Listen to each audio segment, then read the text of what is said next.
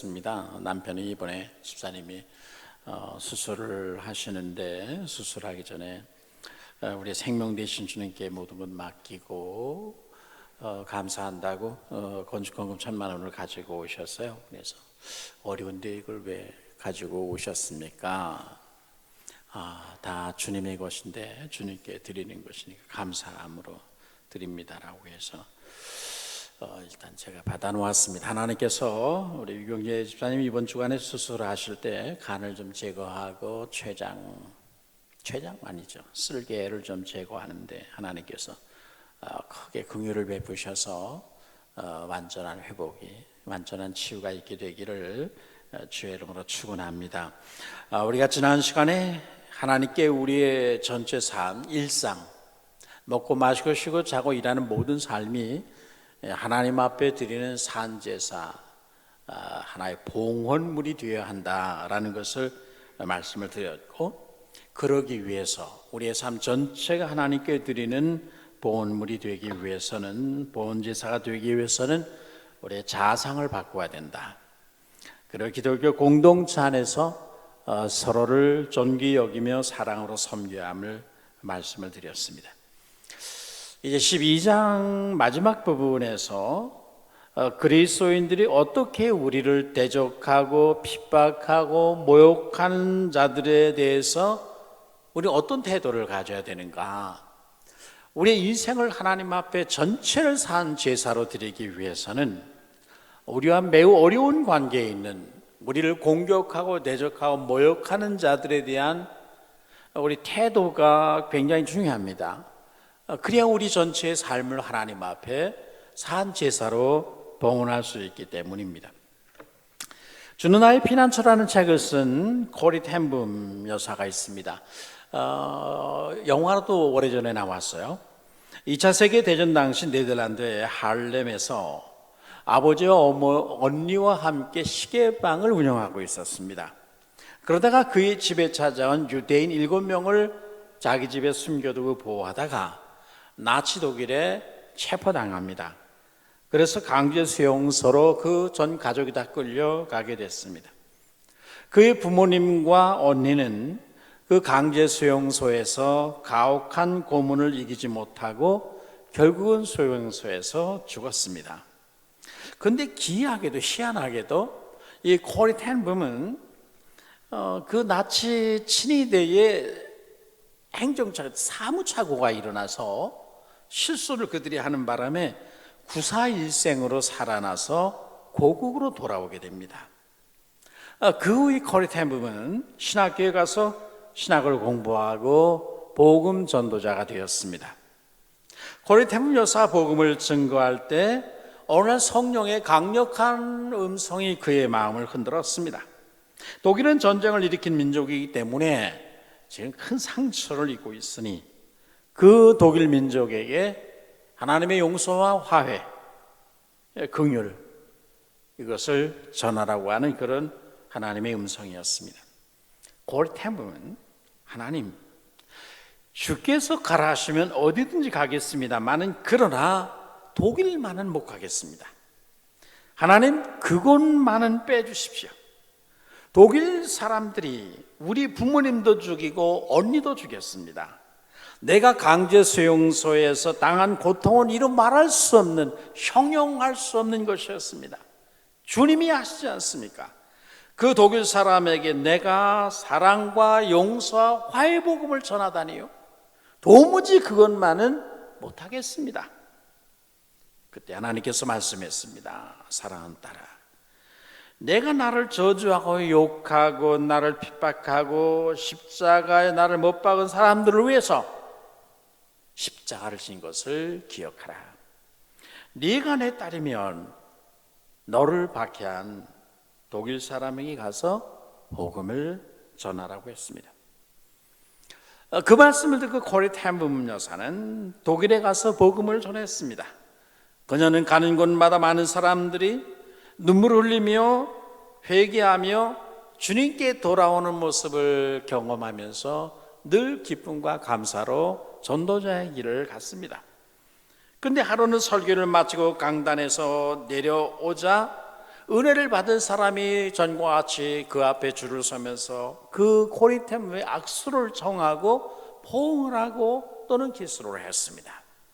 그런데 그 가운데 아주 허름한 외투 하나를 입은 한 남자가 자기 앞으로 다가오고 있었습니다. 그 순간에 고리템은 심장이 멎고 온 몸의 피가 거꾸로 솟는 것 같았습니다. 왜냐하면 그는 강제 수용소에서 자신에게 무시무시한 고문을 가하던 악명 높은 나치 친위 대원이었기 때문입니다.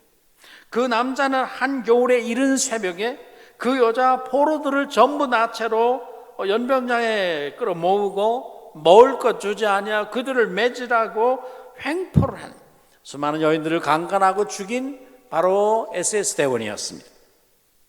바로 그 사람 손에 자신의 언니인 베시가 매를 맞고 강간을 당하고 죽었습니다. 그 사람 손에 자기 부모들이 다 죽었습니다. 강제 수용소에서 있었던 악몽 같은 괴로운 기억들이 주마등처럼 스쳐 지나가는데 그 악마 같은 나치 친위 대원이 지금 자신 앞에 와 섰습니다. 그에게 손을 내밀고 포옹을 하고자 했습니다.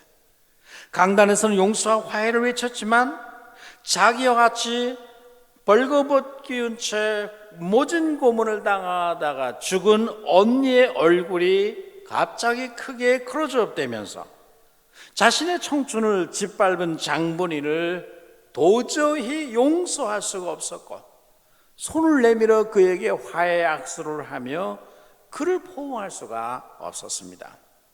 그는 그 순간 마음으로 하나님께 울부짖었습니다. 주님, 저는 하늘에서 진노의 벼락이 이 사람에게 떨어져서 이 사람을 심판하기 전에는 이 사람을 용서할 수가 없습니다. 하나님, 저를 도와주십시오. 저는 도저히 이 사람만은 용서할 수 없습니다. 이 사람이 내 부모를 때려 죽이고 내 언니를 강간하고 내 언니를 빨가벗겨 매질을 해서 죽였는데 내가 어떻게 이 사람과 키스를 하고 이 사람을 포옹하며 용서하겠습니까? 예수님, 저를 좀 이해해 주십시오 라고 기도했습니다. 그러자 주님이 말씀했습니다. 십자가에서 나를 못 박고 죽이고 침뱉으며 채찍으로 때리고 조롱하며 가시관을 씌워서 나를 괴롭힌 사람들을 내가 용서했지 않느냐? 너도 용서해라. 하나님이 도와주지 않으면 저는 못합니다. 그 순간 갑자기 하늘 문이 열리고 예수님의 사랑이 이 고리템붐에게 물부터 부어졌습니다. 그러자 고리템붐은 자신도 모르게 그의 손이 나가서 그 나치 친위 대원의 손을 붙잡고 포옹을 하게 됩니다. 그 순간에 미움과 증오와 원한이 그녀의 마음속에 눈 녹듯 다 녹아 내려버렸습니다. 그를 용서하고 나자 그 영혼이 얼마나 홀가분하고 즐거운지 이루 말할 수 없었다고 표현했습니다. 고리템붐은 그때 자신의 마음속에 남아있던 쓰라린 원한의 상처가 치유되고 그 이후로 온 세계에 다니면서 용서와 사랑을 힘있게 증거하는 이 시대의 위대한 전도자가 되었습니다. 여러분이 고리템붐이었다면 어떡할까요? 옛말에 원수는 외나무 다리에서 만난다고 했습니다. 여러분이 철천지 원수를 정말 글자 그대로 외나무 다리에서 만나면 어떡할까요? 나 같으면 밀어 떨어뜨리겠습니다. 인간의 부패한 본성 중에 하나는 복수하고자 하는 복수 본능입니다. 나에게 해를 주고 상처를 입힌 사람을 잊지 아니하고 기억했다가 기회가 주어질 때 복수하는 것입니다. 내 손으로 직접 복수하지 않는다 할지라도 그가 망하기를 원할 수 있습니다. 그 복수의 시간이 올 때까지 우리의 마음에 증오를 불태울 수 있는 것이 우리 인간입니다. 어린 시절 국민학교 때, 요즘 초등학교입니다만은 동화책에서 평생을 잊을 수 없는 원한에 사무친 아버지가 죽을 때 아들들을 모아놓고 얘들아, 이 애비의 원수를 갚아다오, 그렇게 유언하고 죽는 모습. 그래서 앞길이 구말리 가던 아들들이 돌아가신 아버지의 원수를 갚아주느라고 일생을 원수 쫓아다니다가 인생을 다 낭비해버린 그런 동화 이야기들을 많이 읽은 적이 있습니다. 본문은 하나님의 은혜로 구원받은 성도들이 우리의 삶을 하나님이 기뻐하시는 사한 제사로 어떻게 보존할 수 있는가? 그러기 위해서는, 우리의 삶이 하나님 앞에 사한 제사로 봉헌되기 위해서는 여러 가지 사항이 있겠지만 그 중에 하나는 우리를 대적하고 모욕하고 우리와 원수된 관계에 있는 사람들을 어떻게 대해야 하는가 하는 문제가 여기 걸려 있습니다. 본문은 이렇게 시작하고 있습니다. 너희를 박해하는 자를 축복하라. 축복하고 저주하지 말라. 조금 전 기도 후의 영상에서 주님 뜻대로 살기로 했네, 다시는 되돌아가지 않겠네라는 영상을 보았습니다. 가스펠입니다만은 우리가 주님 뜻대로 사는 것이 무엇입니까? 꼭 우리가 순교의 제물에 대해 주님 뜻대로 사는 것인가요? 원수된 사람들, 우리를 공격하고 모욕하고 우리의 인생을 짓밟아 버리는 사람들, 그들을 우리가 선대할 수 있는 것, 이건 참으로 어려운 일입니다만은 그런 일이 바로 우리가 예수님을 따라가는 것이죠. 오늘 본문 우리들에게 이 우리를 박해하고 미워하고 저주하는 자들 어떻게 대해야 되는가 하는 문제를 다루면서 첫 번째로 너희는 그를 저주하지 말라고 말씀으로 했습니다. 여러분이 그리스도를 믿는 일 때문에 아니면 다른 여러 가지 개인적 사정 때문에 다른 사람으로부터 박해와 온갖 모욕을 당한 그런 경험이 있습니까? 우리는 주님을 믿는 일로 인해서 비방과 조롱을 당하고 매를 맞고 발가벗기고 쫓겨나고 감옥에 갇히는 일들을 역사책에서나 교회사에서나 보는 그런 이야기처럼 들릴 수 있습니다. 그러나 초대교회에 있어서 박해는 매우 실제적인 문제였고 매일매일 당하는 현실적인 문제였습니다. 단지 예수를 믿는다는 이유 하나만으로 그들은 가정에서 쫓겨나야 했고 직장을 버리고 산업을 빼앗기고 발가벗기고 강제 수용소에 끌려갔고 그들의 모든 눈을 빼기도 하고 산중과 암에서 유리방황하기도 하고 감옥에서 죽임을 당하기도 했습니다. 그런 박해와 핍박 속에 사는 그리스도인들은 그들을 핍박하는 원수들을 어떻게 대하는가? 여러분이 북한에 지금 수십만 명이 강제 수용소에, 노동 수용소에 끌려가 있습니다. 거기에 있는 80%는 그리스도인들입니다. 여러분이 북한의 강제 수용소에 끌려가 있다면 여러분을 맨날 매질하고 고문하는 사람들에 대해서 어떤 마음의 자세를 가져야 되겠습니까? 이거 굉장히 사실은 어려운 문제입니다. 어떤 사람들은 핍박 속에서 믿음이 흔들리고 하나님이 왜 이 상황 속에 나를 돌아보지 않으시는가라고 믿음이 흔들리고 뒤로 물러갈 수도 있습니다. 그런가 하면 한 걸음 더 나아가 핍박하는 자를 미움과 증오를 불태우며 복수를 다짐하며 그에게 같이 저주를 퍼부을 수도 있습니다. 저는 어서 죽었으면 좋겠다. 왜 하나님이 저런 인간을 데려가지 아니하고 살려두어서 우리를 괴롭게 하나? 제발 코로나 바이러스나 걸렸으면 좋겠다. 그러지 않겠어요? 원한을 품습니다. 때로는 원수를 심판해 주시길 하나님 앞에 기도하면서 하나님의 심판의 때를 기다리기도 합니다. 하나의 저주를 마음에 품고 입술로 저주를 퍼부대기도 합니다. 유진 피터슨은 이 구절을 악담을 퍼붓지 말라 그렇게 번역을 했어요. 우리가 꼭 너 저주를 받아라 그렇게 말하지 않는다 할지라도 우리를 박해하고 핍박하고 욕하고 저주하는 자들을 향해서 악담을 퍼붓지 말라는 것이죠.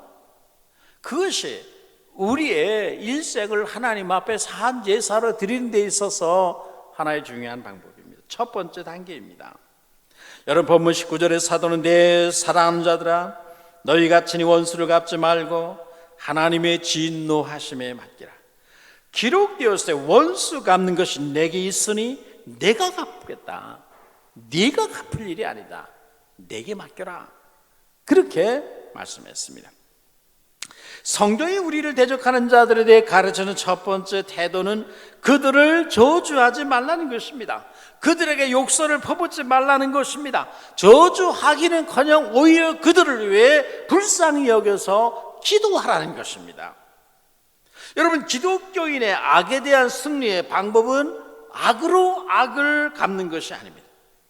선으로 악을 이기는 것입니다. 악을 악으로 이기는 것은 복수의 감정을 불태우는 것입니다. 미움이 아니라 기독교의 승리는 사랑입니다. 용서의 마음이요 긍휼의 마음으로 악을 대하는 것, 이것이 선으로 악을 이기는 것입니다. 그러나 과연 우리가 그렇게 할 수 있겠습니까?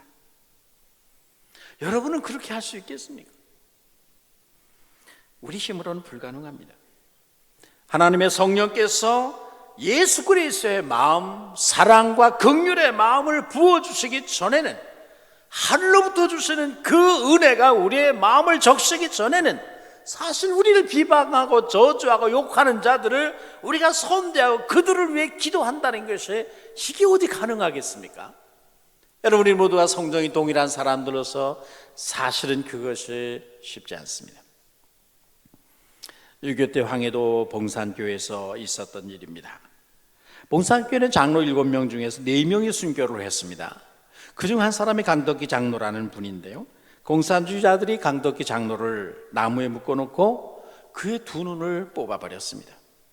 두 눈이 빠지고 피와 눈물이 흐르는데, 이 강덕기 장로는 내가 두 눈을 가지고 있을 때는 하나님의 나라를 볼 수 없더니 두 눈이 빠지니 하늘나라를 볼 수가 있구나 라고 말하며 오히려 두 눈을 잃어버린 상태로 하나님을 찬양했습니다.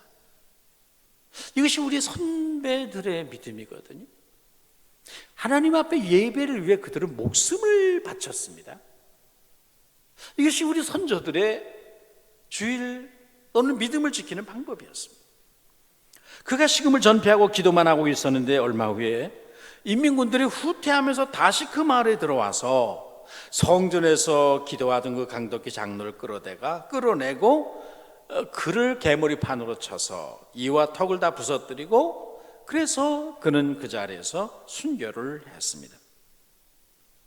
그런데 국군이 진격해 왔을 때 미처 도망가지 못했던 이 공산당 이 두목 청년을 동네 청년들이 붙잡았습니다. 그리고 강덕기 장로를 묶어놓았던 그 나무에다가 이 공산당을 갖다 묶어놓고 그 강덕기 장로의 아들에게 네 아버지가 당한 대로 마음대로 이 공산당 이 청년을 죽이라고 말했습니다. 그의 눈을 뽑아버리고 그의 턱을 부수고 이를 다 깨버리라, 그렇게 시켰습니다.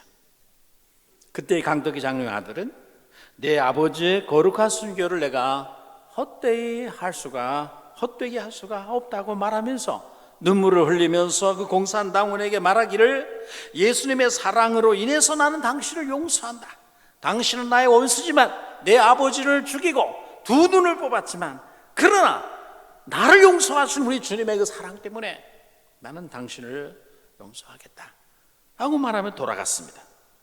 그는 원수를 향해 욕설을 퍼붓지도 않았고 그에게 침을 뱉지도 않았고, 복수하는 것은 그건 하나님의 소관이니까 내가 할 수 있는 일이 아니고 나는 당신을 용서하겠다 라고 말을 했습니다. 그것이 선으로 악을 이기는 것이고, 이것은 그런데 인간의 자연적 성정으로 할 수 있는 것이 아니라 하나님의 영이 우리에게 십자가의 사랑을 부어주실 때 믿음의 능력으로, 그 십자가의 사랑으로만 가능한 그런 방법인 거죠. 우리가 이런 사랑의 능력을 가질 때 우리는 우리의 인생 전체를 하나님이 기뻐하시는 산 제물로, 산 제사로 우리의 일상을 봉헌할 수 있다, 이 말입니다. 하나님께서 우리 모두에게 이런 사랑의 능력을 부어주시기를 주의 이름으로 축원합니다. 은혜로 구원받던 우리들, 우리의 행위나 선행이 아닌 우리 주님의 십자가 은혜로 구원받은 우리들에게 하나님이 이 은혜를 주셔서 우리의 한 시간의 예배 시간이 아니라 우리의 전 일상 전체가 하나님 앞에 거룩한 산 제사로 봉헌되어지는 그런 은혜가 우리 모두에게 있게 되기를 주의 이름으로 축원합니다. 우리를 대적하는 원수들에 향한 우리의 두 번째는 원수를 보복하지 말라는 것입니다. 17절 말씀에 아무도 악으로 악을 갚지 말고 모든 사람 앞에 선을 도모하라고 했습니다. 19절에서는 원수 갚는 것은 그건 하나님께 속한 것인즉 하나님이 갚아준다고 했으니까 하나님께 맡기라고 말을 했습니다. 성경은 우리들에게 원수를 내가 직접 보복하지 말라고 경고합니다. 원수를 보복하는 것은, 안 갚음하는 것은, 그것은 악으로 악을 갚는 것입니다.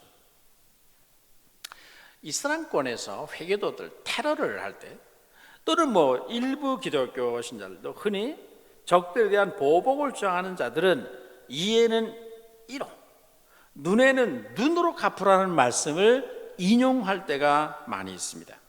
그러나 그 말씀은 상당히 오해라는 거죠. 그 성경에서 그 말씀은 개인적인 복수를 허용하는 말씀이 아니라 사회 정의를 실현하는 재판관들에게 주어진 말씀이거든요. 재판장들이 하나님이 주신 사법적 권세를 사용해서 사회 질서와 정의를 실현할 때 뇌물을 가지고 재판을 굽게 하거나 사적인 감정을 가지고 재판을 굽게 해서는 안 된다는 거예요. 그가 지은 죄에 대한 합당한 정당한 벌을 내리라는 것이거든요. 그래서 이 사회에 하나님의 정의를 실현하라는 말씀입니다. 개인적인 보복을 정확하게 네가 당한 대로 갚아주라, 그 말이 아니라 사회 정의를 실현해야 되는 사법적 권세를 위임받은 권세자들, 재판관들에게 주시는 말씀이니 이것을 개인적 차원의 보복을 정당화하는 것으로 사용하면 성경을 완전히 곡해하는 것이죠. 여러분 중에 복수의 마음을 가지고 미움과 증오에 붙잡혀 사는 분은 없습니까? 정말 여러분이 직접 저주하지는 않다 할지라도 저 인생은 망했으면 좋겠다, 그렇게 생각되는 사람 없습니까? 여러분은 다 천사들입니까? 저는 그런 사람들이 있었습니다. 하나님 왜 저 사람을 가만두시나요? 왜 저 사람을 하나님의 손 좀 대지 않고 그냥 두셔서 이렇게 괴로움을 당하게 하시나요? 라고 수많은 날을 질문할 때가 있었습니다.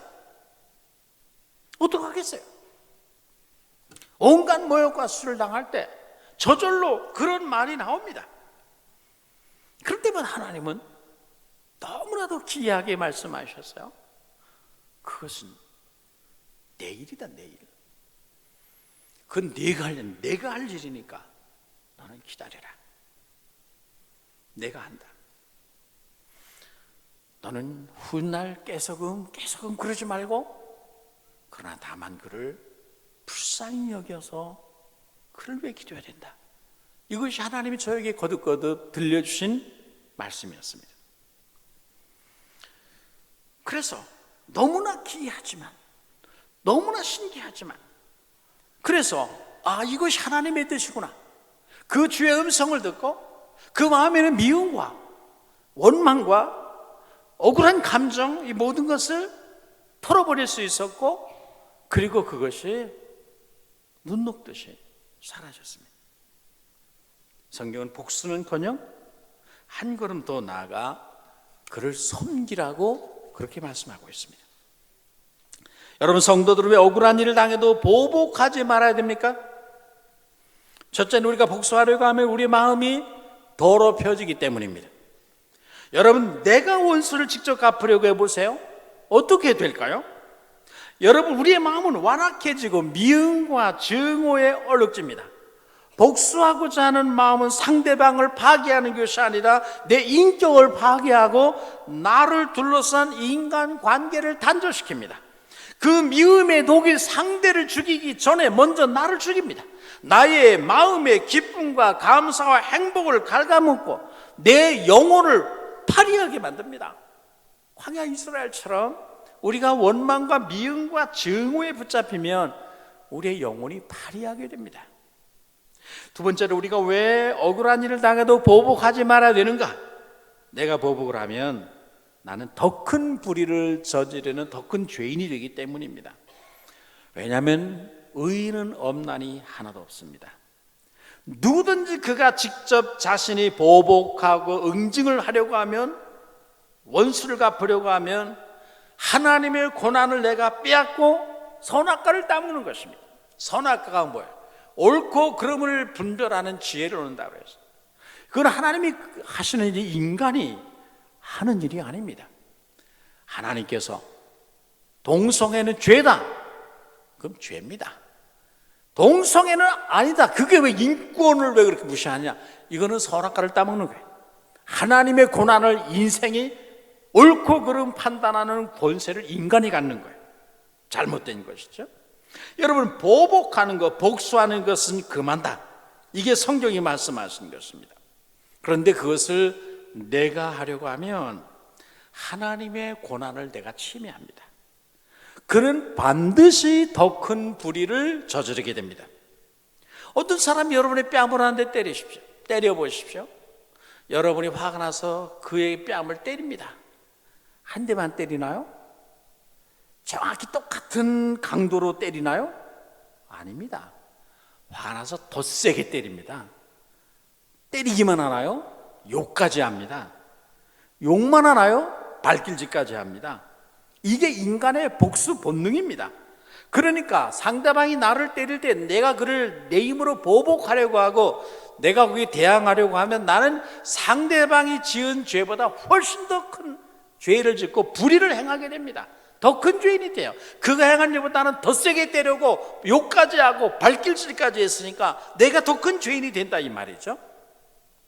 복수는 의로운 재판장이 하나님이 하신 일이지 내가 할 수 있는 내 고난이 아니라고 그리스도인은 받아들여야 됩니다. 개인적인 복수는 우리의 선한 양심을 더럽히고 우리를 상대방보다 더 큰 죄인이 되게 합니다. 하나님이 금하신 선악과를 따먹는 것과 동일합니다. 결국 나는 하나님 앞에 더 큰 죄인이 되는 것이죠. 그래서 성경은 보복하는 것을, 복수를 금지시키는 것입니다. 세 번째는 우리가 왜 복수를 하지 말아야 되느냐? 의로우신 재판장이 하늘에 계시기 때문입니다. 내 인생의 보수자가 하늘에 계세요. 성경은 원수 갚는 것이 내게 있으니 내가 갚으리라. 하나님은 모든 인생의 의로운 재판장이십니다.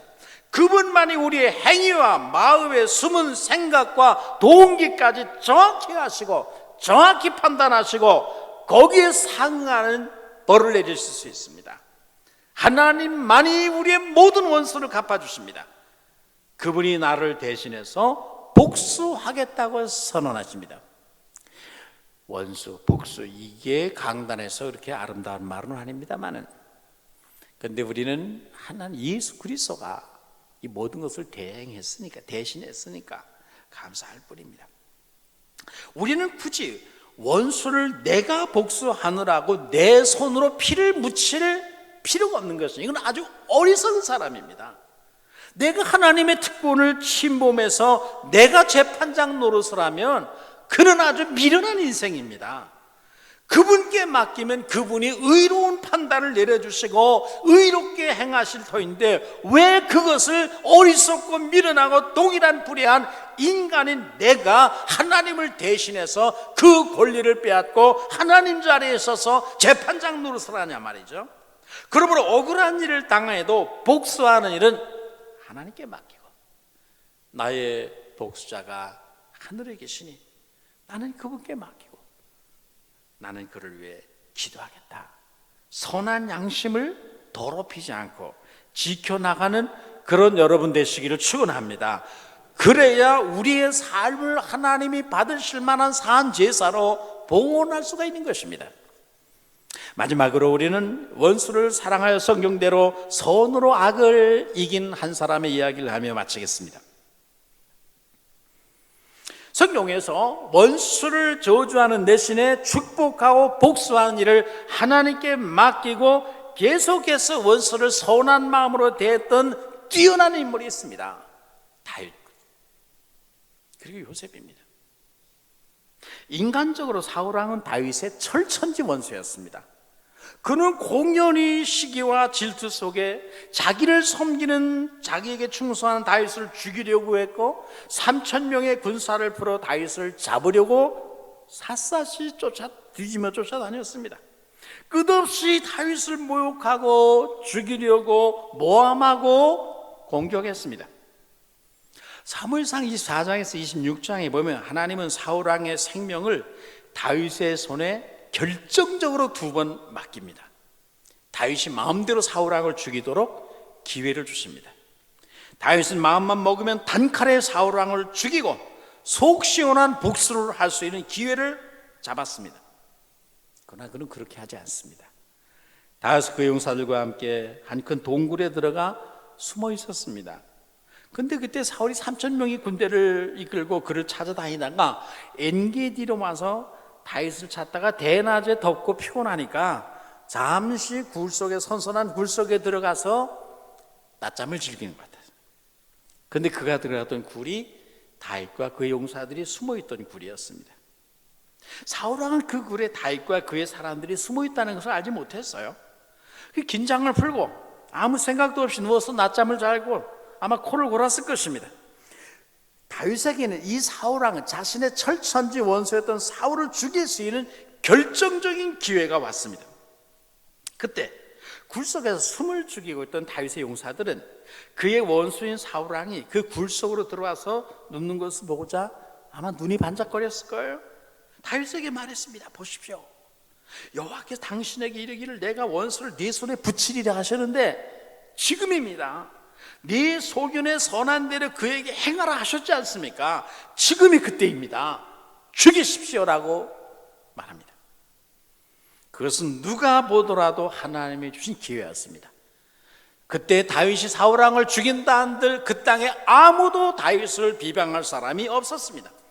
이제 다윗은 마음만 먹으면 단칼에 사울왕을 죽일 수 있게 되었습니다. 그렇게 하면 그의 일생의 고난이 끝이 납니다. 그는 드디어 하나님의 뜻대로 이스라엘의 왕으로 등극하게 됩니다. 이번에 그러나 그가 사울을 죽이지 않으면 앞으로도 다윗은 얼마나 더 많은 고난의 세월을 보내야 할지 아무도 모릅니다.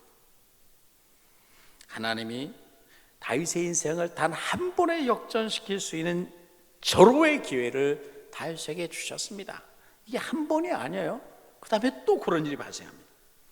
그런데 그때 하나님의 마음에 합한 다윗은 어떻게 합니까? 다윗은 조용히 일어났습니다. 그의 손에는 칼을 들고 있었습니다. 그리고 어떻게 했습니까? 아마 그 순간 그와 함께 굴 속에 엎드려 있던 모든 다윗의 용사들은 그들은 다 사자 같은 용맹스러운 사람들이었습니다. 그 사람들은 드디어 이제 다윗이 사울을 죽이고 이제 왕이 되겠구나, 이제 우리의 고생도 끝이 났구나 생각을 했을 것입니다. 그래서 숨을 죽이고 다윗의 행동을 지켜보았습니다. 그런데 다윗은 가만히 사울에게 다가가더니 그의 목을 칼로 치는 것이 아니라 그를 죽이는 대신에 그의 겉옷자락을 살짝 조금만 베어가지고 돌아왔습니다. 그리고 돌아와서 성경은 이렇게 말했습니다. 그리한 후에 사울의 옷자락을 베임을 인하여 다윗의 마음이 찔렸다. 다윗은 아주 예민한 양심의 소유자였습니다. 선한 양심의 소유자였어요. 원수의 겉옷을 조금 베고서도 하나님의 기름 부음 받은 자의 옷자락을 칼로 베었다는 그것 때문에 마음의 찔림을 받아 아파하며 괴로워하는 사람이 다윗이었습니다. 그는 너무나도 청결한 양심의 소유자였습니다. 다윗은 2번이나 이런 결정적인 기회를 하나님으로부터 받았으나 자기 손으로 내가 어찌 하나님의 기름 부음 받은 자를 보복하기를 내가 함부로 하게 되냐, 그렇게 하지 않았습니다. 그것은 하나님이 여호와가 금하시는 일이다, 그렇게 자기 군사들에게, 용사들에게 말했습니다. 그는 원수가 없는 일은 하나님께 맡기고 계속해서 사울을 선대합니다.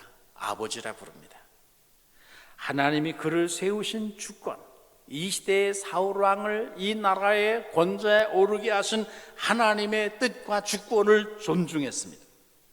벌레 같은 비천한 시므이가 압살롬의 반역을 피해 예루살렘을 다윗이 떠나갈 때 피난길에 올랐을 때도 티끌을 날리며 온갖 모욕과 비방과 조롱을 했습니다. 다윗을 저주했습니다. 다윗의 용사들이 좌우에 있다가 왕이 허락만 하면 당장 칼로 저를 죽이겠습니다라고 요청을 했습니다. 그러나 다윗은 허락하지 않습니다. 복수는 여호와께서 금하시는 것이다. 그를 모욕한 나발을 쳐 죽이려고 복수하려고 출동을 했다가도 아비가일의 말을 듣고 그 복수를 멈췄습니다. 하나님께 맡겼습니다. 그랬더니 하나님이 어떻게 하셨어요? 다윗 대신에 하나님이 원수를 친히 갚아주셨습니다. 다윗은 선한 양심을 더럽히지 않았고 그의 손에 피를 묻히지 않고도 선으로 악을 이기게 되었습니다. 하나님은 사울 왕을 블레셋의 손에 죽도록 만들어버렸습니다. 나발을 다윗의 손이 아닌 하룻밤 사이에 하나님이 쳐 죽였습니다.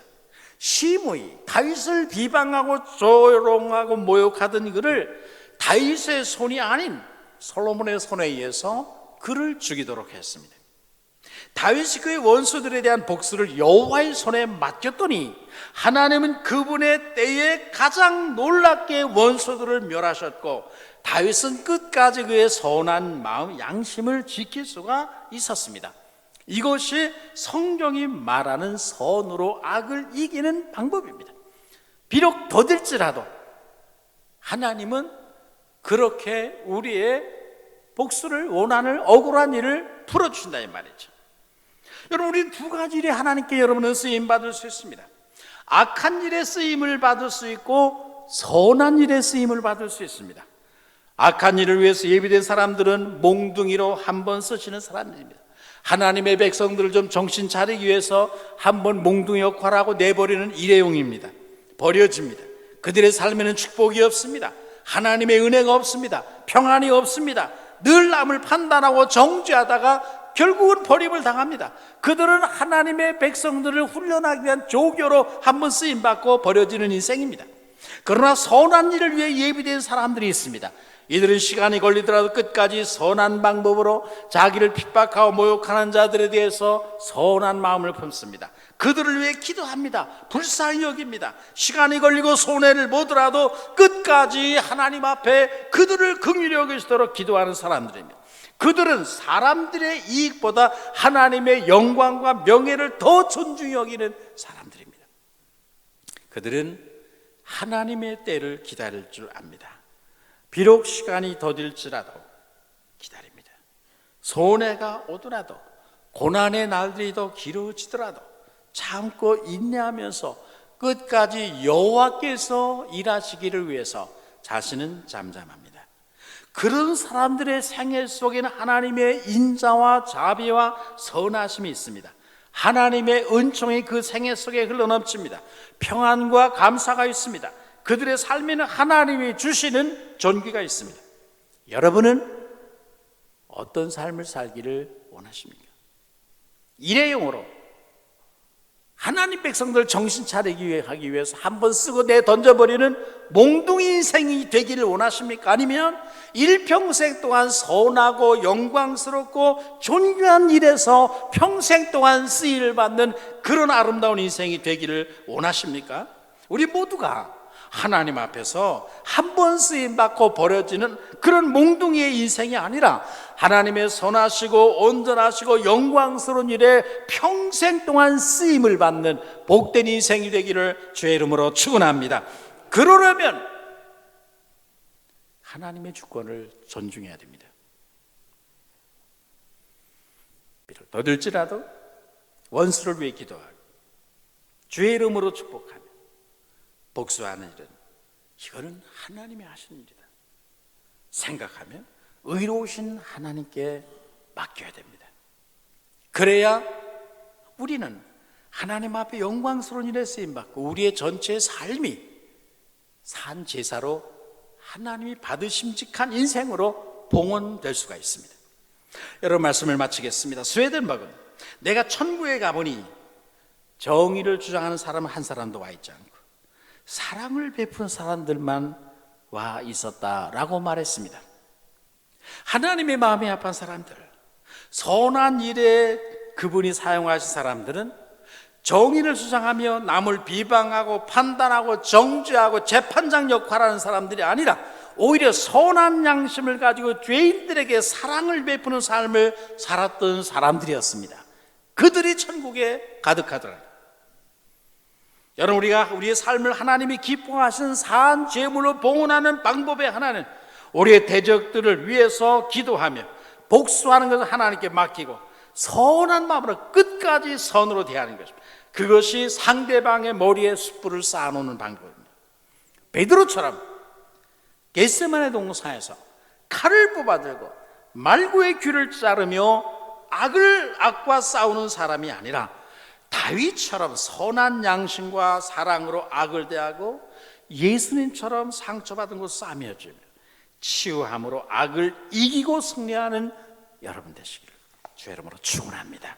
거룩하신 하나님 은혜를 감사합니다. 우리가 은혜로 구원함을 받아 이제 우리의 전 삶이 하나님 앞에 산 제사로 봉헌되어지기를 하나님 원하시는데, 거룩하신 하나님, 우리의 마음 미움과 증오와 원한 맺힌 마음이 없도록 은혜 주시고 자유함을 우리가 누리도록 역사하여 주시옵소서.